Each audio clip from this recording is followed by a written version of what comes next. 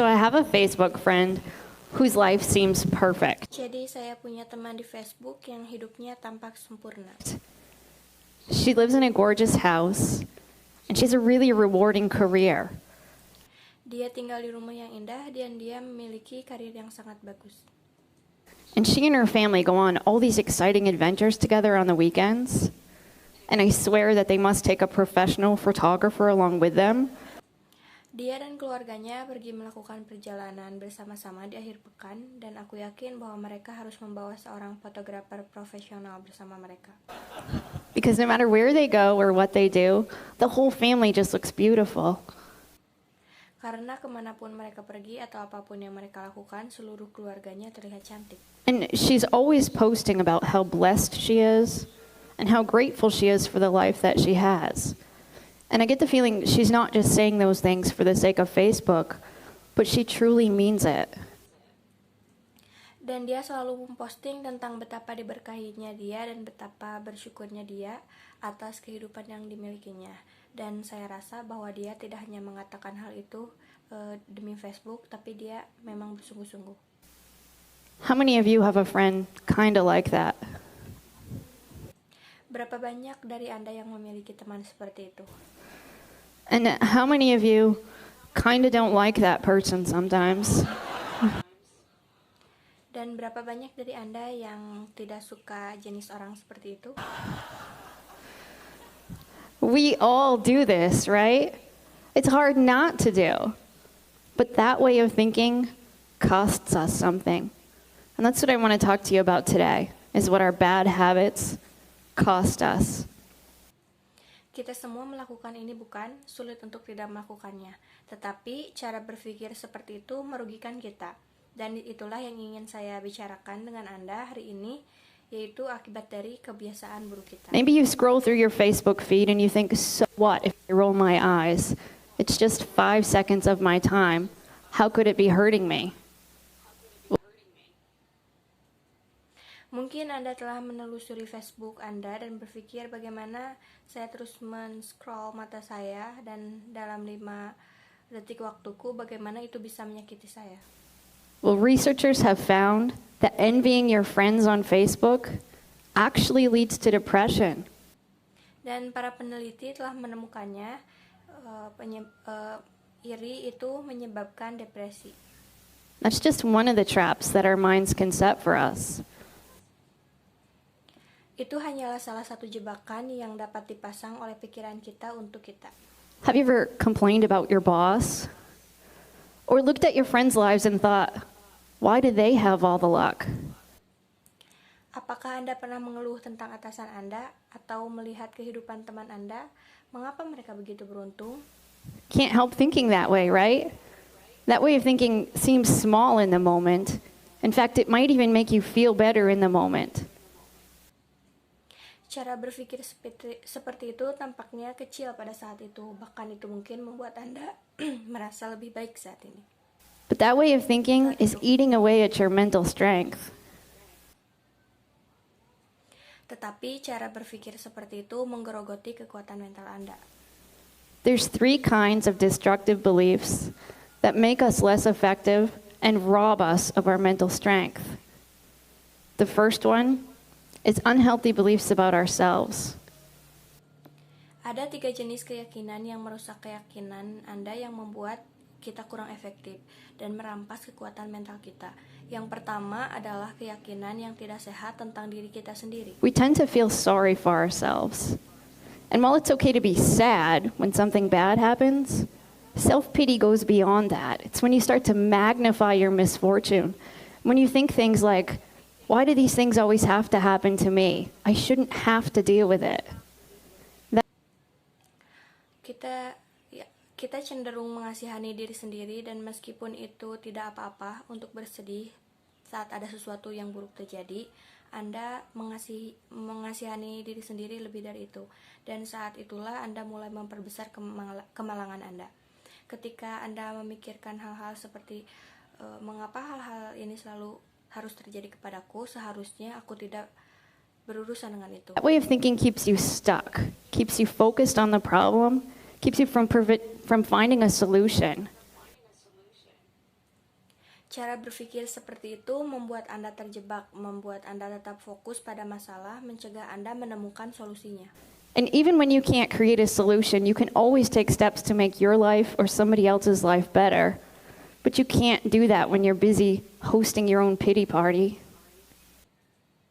Dan bahkan saat Anda tidak dapat membuat solusi, Anda bisa selalu mengambil langkah untuk membuat hidup Anda atau orang lain menjadi lebih baik. Tetapi Anda tidak bisa melakukan itu saat Anda sibuk berpesta mengasihani diri sendiri. The second type of destructive belief that holds us back is unhealthy beliefs about others. Jenis kedua dari keyakinan destruktif yang menahan kita adalah keyakinan tidak sehat tentang orang lain. We think that other people can control us, and we give away our power. But as adults who live in a free country, there's very few things in life that you have to do. So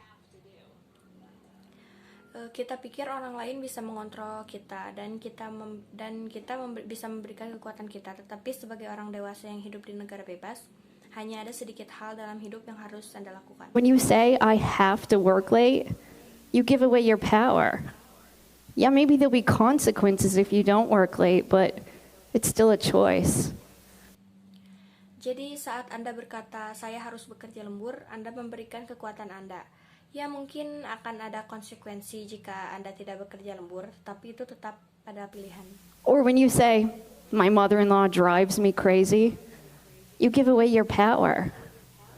Maybe she's not the nicest person on earth, but it's up to you how you respond to her because you're in control.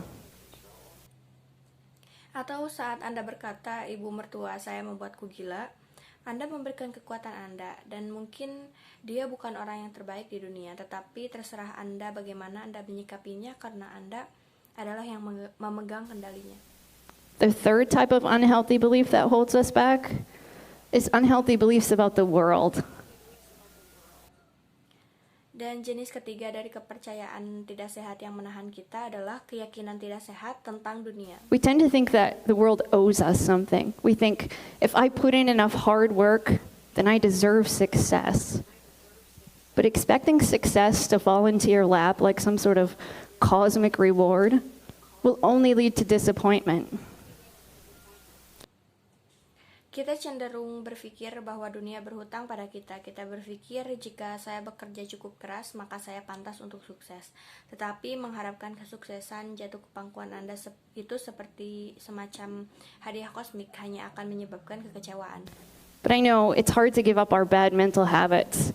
It's hard to get rid of those unhealthy beliefs that we've carried around with us for so long. Saya tahu, sulit melepaskan kebiasaan mental buruk kita, sulit untuk menyingkirkan keyakinan yang tidak sehat itu, yang sudah kita bawa sejak lama. But you can't afford not to give them up. Because sooner or later, you're going to hit a time in your life where you need all the mental strength that you can muster. When I was 23 years old, I thought I had life all figured out. I graduated from grad school. I landed my first big job as a therapist. I got married, and I even bought a house. Tetapi Anda tidak bisa menyerah begitu saja karena cepat atau lambat Anda akan menemukan waktu dalam hidup Anda di mana Anda membutuhkan semua kekuatan mental yang dapat Anda kumpulkan. Saat saya berumur 23 tahun, saya pikir telah menemukan kehidupan. Saya lulus dari sekolah sarjana, saya mendapatkan pekerjaan besar pertama saya sebagai terapis. Saya menikah dan saya bahkan membeli And I rumah. thought, this is going to be great. I've got this incredible jump start on success. What could go wrong? That all changed for me one day when I got a phone call from my sister. Dan saya berpikir ini akan menjadi luar biasa. Saya memiliki awal lompatan yang luar biasa pada kesuksesan. Apa yang salah? Itu semua berubah untukku suatu hari ketika saya mendapat telepon dari saudara perempuan saya. She said that our mother was found unresponsive and she'd been taken to the hospital. My husband Lincoln and I jumped in the car and rushed to the hospital. We couldn't imagine what could be wrong. Dia bilang bahwa ibu kami ternyata sudah tidak responsif dan dia telah membawanya ke rumah sakit. Saya dan suami saya Lincoln melompat ke dalam mobil dan bergegas ke rumah sakit. Kita tidak bisa membayangkan apa yang sedang terjadi. My mother was only 51. She didn't have any history of any kind of health problems. When we got to the hospital, doctors explained she'd had a brain aneurysm. Ibu saya berusia 51 tahun. Dia tidak memiliki riwayat masalah kesehatan apapun, dan saat kita sampai di rumah sakit, dokter menjelaskan bahwa dia menderita aneurisma otak. And within 24 hours, my mother, who used to wake up in the morning saying, "It's a great day to be alive," passed away. Dan dalam 24 jam, ibuku yang biasa bangun di pagi hari sambil berkata, "Ini hari yang menyenangkan untuk hidup," meninggal. That news was devastating to me. My mother and I had been very close. As a therapist, I knew on an intellectual level how to go through grief. But knowing it and doing it can be two very different things. Saya dan ibu saya sangat dekat. Sebagai seorang terapis, saya tahu secara intelektual bagaimana cara melewati kesedihan. Namun mengetahui dan melakukannya bisa menjadi dua hal yang sangat berbeda. It took a long time before I felt like I was really healing. And then on the 3-year anniversary of my mother's death, butuh waktu lama sebelum saya merasa seperti benar-benar sembuh. Lalu kemudian pada peringatan 3 tahun kematian ibu saya, some friends called and invited Lincoln and me to a basketball game. Coincidentally, it was being played at the same auditorium where I'd last seen my mother on the night before she passed away. beberapa teman menelpon dan mengundang saya dan Lincoln ke pertandingan bola basket. Secara kebetulan itu sedang dimainkan di auditorium yang sama di tempat terakhir kali saya melihat ibu saya pada malam sebelum dia meninggal. I hadn't been back there since. I wasn't even sure I wanted to go back. But Lincoln and I talked about it, and ultimately we said, maybe that'll be a good way to honor her memory. Saya belum pernah ke sana sejak itu, dan saya bahkan tidak yakin ingin kembali. Tetapi Lincoln dan saya membicarakannya, dan akhirnya kami berkata mungkin ini cara yang bagus untuk menghormati kematiannya. So we went to the game. We actually had a really good time with our friends. But shortly after we got home that night, Lincoln said he didn't feel well. A few minutes later, he collapsed. I had to call for an ambulance. His family met me at the emergency room. We waited for what seemed like forever. Jadi kami pergi ke pertandingannya, dan kami benar-benar bersenang-senang dengan teman-teman kami. Tetapi tak lama setelah kami pulang malam itu, Lincoln berkata dia tidak enak badan, dan beberapa menit kemudian dia pingsan. Saya memanggil ambulans, dan keluarganya menemui saya di ruang gawat darurat. Kami menunggu yang terasa seperti lama sekali. Till finally a doctor came out. But rather than taking us out back to see Lincoln, he took us back to a private room and sat us down and explained to us that Lincoln, who was the most adventurous person I'd ever met, was gone.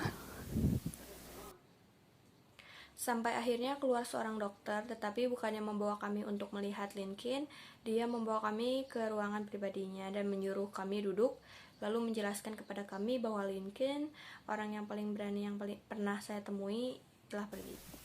We didn't know at the time, but he'd had a heart attack. He was only 26. He didn't have any history of heart problems. Kami tidak tahu apa-apa pada saat itu, tapi dia mengalami serangan jantung. Dia baru berusia 26 tahun dan tidak memiliki riwayat masalah jantung. So now I found myself a 26-year-old widow, and I didn't have my mom. I thought, how am I going to get through this? And to describe that as a painful period in my life feels like an understatement. Jadi sekarang saya adalah janda berusia 26 tahun dan saya tidak punya ibu. Saya berpikir bagaimana saya bisa melewati ini, dan ini adalah periode menyakitkan dalam hidup saya dan terasa diremehkan. And it was during that time that I realized when you're really going through tough times, good habits aren't enough. It only takes 1 or 2 small habits to really hold you back. Dan pada saat itulah saya menyadari ketika Anda benar-benar melalui masa sulit, kebiasaan baik saja tidak cukup. Ini hanya membutuhkan 1 atau 2 kebiasaan kecil untuk benar-benar menahan Anda. My journey taught me that the secret to being mentally strong is that you have to give up your bad mental habits. Mental strength is a lot like physical strength. If you wanted to be physically strong, you'd need to go to the gym and lift weights. Perjalanan saya mengajari saya bahwa rahasia menjadi kuat secara mental adalah bahwa Anda harus melepaskan kebiasaan mental buruk Anda. Kekuatan mental sangat mirip dengan kekuatan fisik. Jika Anda ingin kuat secara fisik, Anda harus pergi ke gym dan angkat beban. But if you really wanted to see results, you'd also have to give up eating junk food. Mental strength is the same. If you want to be mentally strong, you need good habits like practicing gratitude. Tetapi jika Anda benar-benar ingin melihat hasilnya, Anda juga harus berhenti makan makanan cepat saji.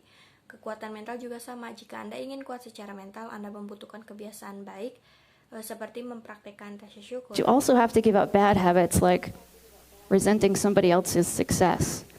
No matter how often that happens, it'll hold you back. Tapi Anda juga harus menghentikan kebiasaan buruk seperti membenci kesuksesan orang lain. Tidak peduli seberapa sering itu terjadi, itu akan menahanmu. So, how do you train your brain to think differently? How do you give up those bad mental habits that you've carried around with you? It starts by countering those unhealthy beliefs that I talked about with healthier ones. For example, unhealthy beliefs about ourselves mostly come about because we're uncomfortable with our feelings. Jadi, bagaimana Anda melatih otak Anda untuk berpikir secara berbeda? Bagaimana Anda menghentikan kebiasaan mental buruk yang telah Anda bawa terus bersama Anda? Dan itu dimulai dengan melawan keyakinan tidak sehat yang tadi saya bicarakan dengan yang lebih sehat. Misalnya keyakinan tidak sehat tentang diri kita sendiri kebanyakan terjadi karena kita tidak nyaman dengan perasaan kita. Feeling sad or hurt or angry or scared, those things are all uncomfortable. So we go to great lengths to avoid that discomfort. We try to escape it by doing things like hosting a pity party. Jadi kita berusaha keras untuk menghindari ketidaknyamanan itu.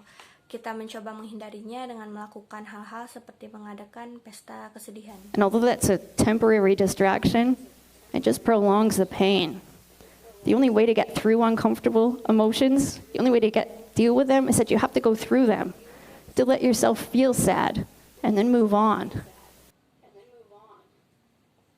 Dan meskipun itu adalah gangguan sementara, itu hanya memperpanjang rasa sakit. Satu-satunya cara untuk melewati emosi yang tidak nyaman itu adalah dengan menghadapinya. Dan Anda harus melewatinya untuk membuat diri Anda merasa sedih, lalu lanjutkan hidup. To gain confidence in your ability to deal with that discomfort. Unhealthy beliefs about others come about because we compare ourselves to other people. Untuk mendapatkan kepercayaan pada kemampuan Anda untuk mengatasi ketidaknyamanan itu, keyakinan yang tidak sehat tentang orang lain muncul karena kita membandingkan diri kita dengan orang lain.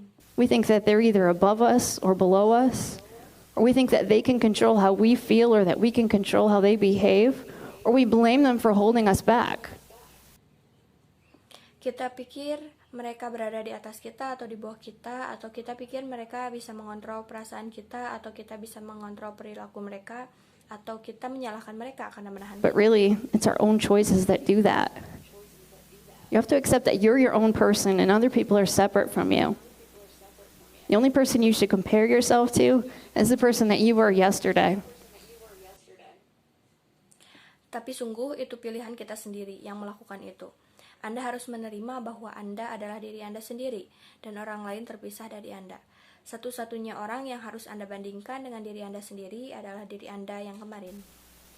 So I invite you to consider what bad mental habits are holding you back.